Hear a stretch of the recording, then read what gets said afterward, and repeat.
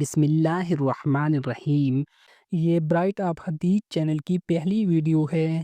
ہم چاہتے ہیں کہ یہ ویڈیو بھی ایک صدقہ جاریہ بن جائے۔ آئیے آپ بھی ہمارے ساتھ اس نیکی میں شامل ہو جائے تاکہ ہم سب مل کر دین اسلام کا پیغام آگے پہنچائیے۔ آج ہم بات کریں گے صدقہ جاریہ کے بارے میں۔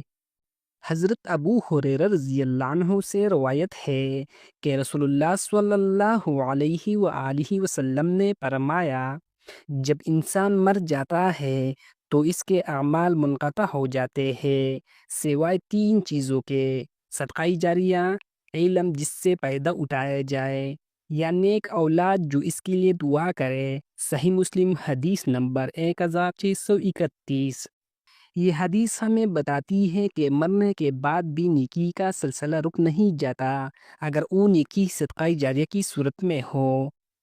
حضرت انس بن مالک رضی اللہ عنہ سے روایت ہے کہ رسول اللہ صلی اللہ علیہ وآلہ وسلم نے فرمایا، 7 چیزیں ایسی ہیں جن کا ثواب بندے کو اس کے مرنے کے بعد بھی ملتا رہتا ہے۔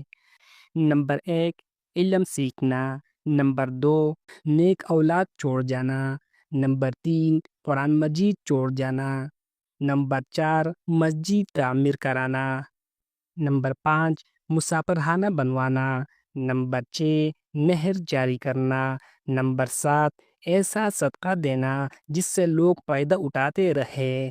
الجامع الصغیر حدیث نمبر 8751۔ قرآن میں ارشاد باری تعالیٰ ہے، کون ہے جو اللہ کو اچھا قرض دے تاکہ اللہ اسے اس کے لیے کئی گنا بڑھا دے۔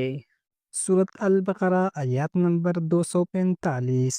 یہ آیات ہمیں سکھاتی ہے کہ جو شخص اللہ کے راستے میں خرچ کرتا ہے وہ دراصل اللہ کو قرض دیتا ہے اور اللہ تعالیٰ اسے دنیا و آخرت میں کئی گنا بڑھا کر لوٹاتا ہے۔ میرے پیارے ناظرین، یہ ویڈیو وائس آف حدیث چینل کی پہلی ویڈیو ہے۔ ہم چاہتے ہیں کہ یہ ویڈیو خود ایک صدقہ جاریہ بن جائے۔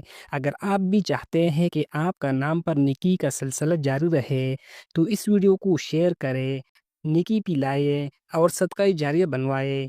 کمنٹس میں لکھ کے اے اللہ ہمیں اپنے راستے میں حج کرنے والوں میں شامل فرما۔ آمین۔